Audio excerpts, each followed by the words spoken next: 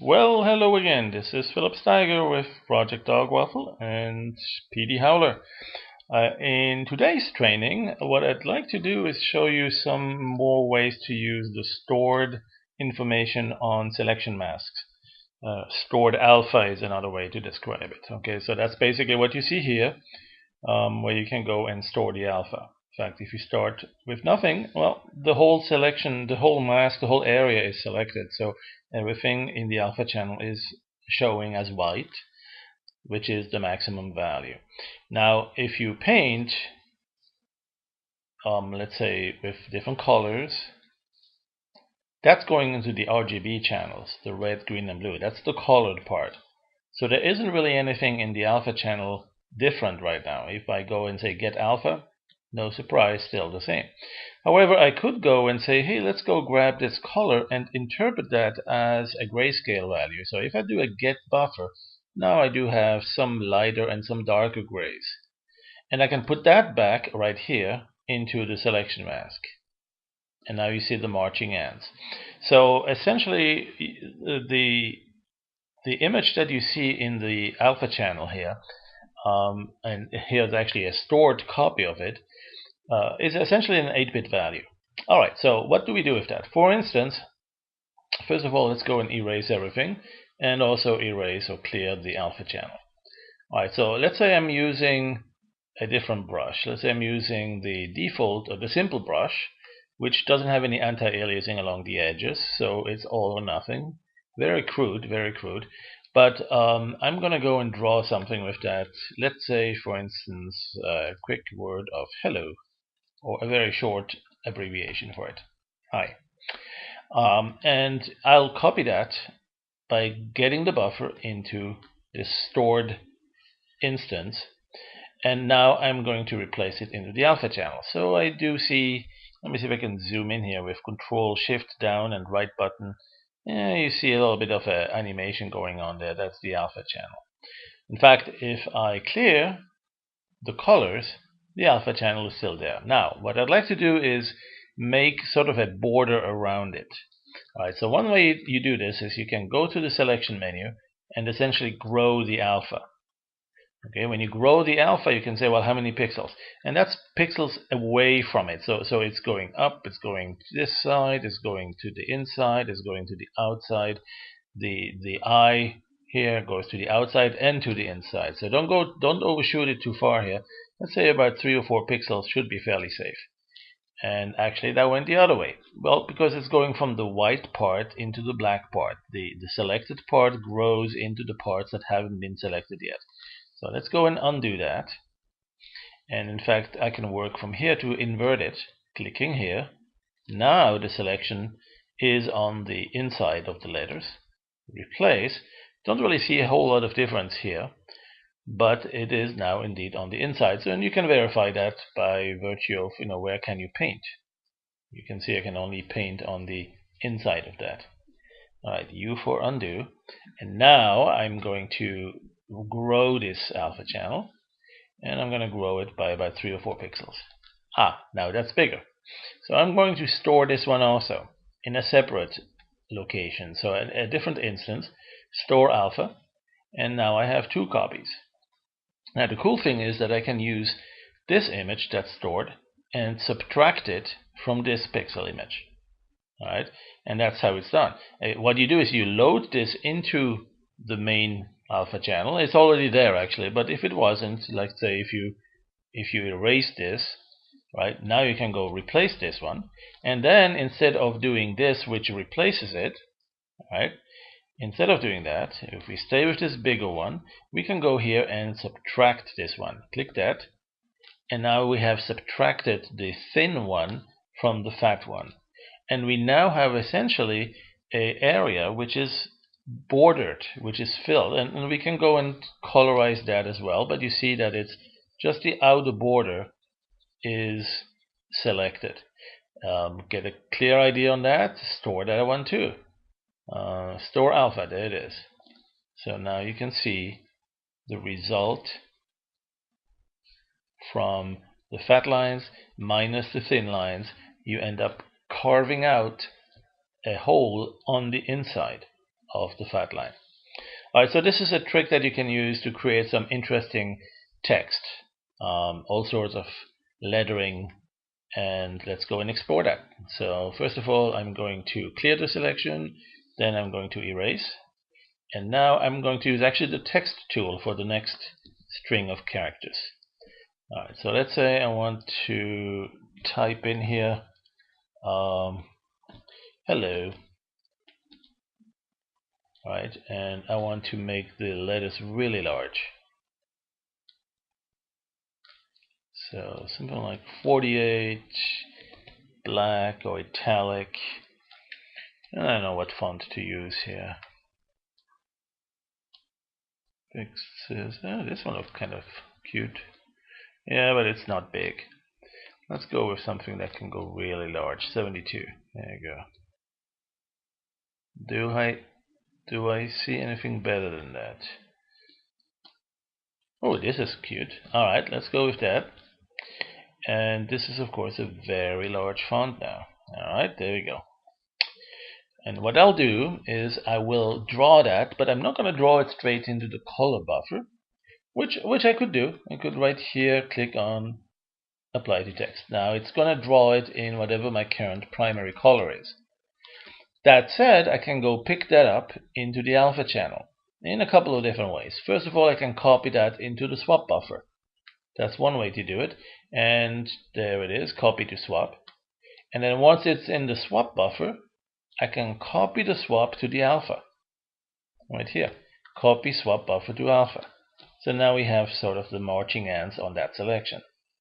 And for instance, if you now select a different color, right click here for dark blue, and the secondary color is blue. If I go to here, it erases everything. But if I right click on that erase tool and select clear the selected to that, it will erase just the outside. And of course, if I invert the alpha, I can do this the opposite way. Alright, so that would be one way to first of all get this text into the alpha channel, is to copy it from the main color to the swap buffer, and then from the swap buffer to the alpha channel. But there's a couple of other ways, and here is another way. Let's go and erase this back to white and clear the alpha channel and bring the text tool back, and there it is. And now instead of actually drawing this, applying this to text, okay, instead of drawing it as plain text, I can do a couple of other things. You can say use the fill settings, and that will give it perhaps a nice gradient, right? Whatever the gradient is, it will fill it with the gradient. Let's have a look at that. There you go. It goes from black to white, all the way on the right, from the left to the right. But if I want to get this into the alpha channel, even better, show the text box, and then here, text to alpha. So now this text will be drawn into the alpha channel. Click, and there you go. So you now have the alpha channel, and it may not appear where you wanted it, and that may be a bug, or it may be because I have some offset positions here. You can, by the way, move that around with control and drag. That shifts, or that moves and transforms the alpha channel without moving the picture that you have behind it. Right, and in fact, let me do that to show it. If I'll store this animation, this selection, store the selection, right, and then clear the selection. I still have it stored. I can always get it back from there. And let's say now I'm drawing something very quickly here. Where is it? Draw. I don't know, oil. Totally oil. There. A couple of splotches, a couple of smearies. There you go. And now I'm going to replace. So the alpha channel is back on here. And I can certainly use the Control Shift to move everything around. Control Shift and drag around. Or Control will just move the alpha channel, just the selection. Alright. Control Shift moves the whole thing. Control and then dragging around moves just the alpha channel. Okay, so now back to the alpha channel, and let's erase the whole thing to white, And again, I'd like to grab this. So get the alpha. Okay. And I'd like to make an outer shell, an outline on that. Maybe just 2 pixels thick. How do we do that? Well, let's go grow it. Selection, grow the alpha, and go about 2 pixels wide. Okay, that's so you see it now here. Let me zoom in a little bit. Hopefully you can capture that marching ants outline that's showing there animated. And so that's now the bigger alpha channel. And you could certainly go and erase to white. And you can see that here. The smaller one is still here stored. And I could now go and subtract that from the current big one. But it's probably a good idea to also store this one, the big ones, before we subtract anything from it. So I'm going to go here and store the alpha. So we have the smaller one and we have the fatter one. Now I can take this and subtract it, and you end up getting the outer shell. Let me clear everything to white. Actually, let's do that right here. And erase everything. There you go. So you can see now that there's an outer shell.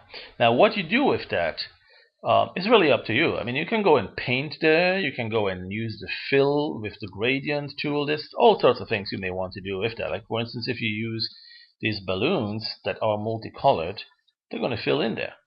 Now if you use this one, it's going to fill on the inside. Okay. And then perhaps you want to put this one back in there. So the fat one, subtract the short one, and maybe store that one, because you may want to get to that without having to do the subtraction again and again. So let's store the alpha, and you get the outline there. Maybe that one we need to be embossed, or draw some black, fill that in black. So you can go and erase that to black. Tons of different ways to work with that. So we have subtractions we can do. We can do additions on the alpha channel. Let's see an addition. All right. So let's go and clear that. Let's say we do an alpha channel like this with the rectangle selection tool. There you go. And then we use a shift key to do another one that goes like that. Overlap it, but with the shift key it will essentially combine them into a new selection. And then another one here. And another one here, and then finally perhaps close the loop like this. And now let's do a hole. Instead of drawing with the shift key down like this, we'll do the same but with the right button. Shift key down, right button will create a hole in there. So we now have a selection carved out again. And same thing here. Right button to drag with the shift key down will carve a hole. Let's say now here we want to add another island inside. Shift key with the left button. Okay, right button, left button.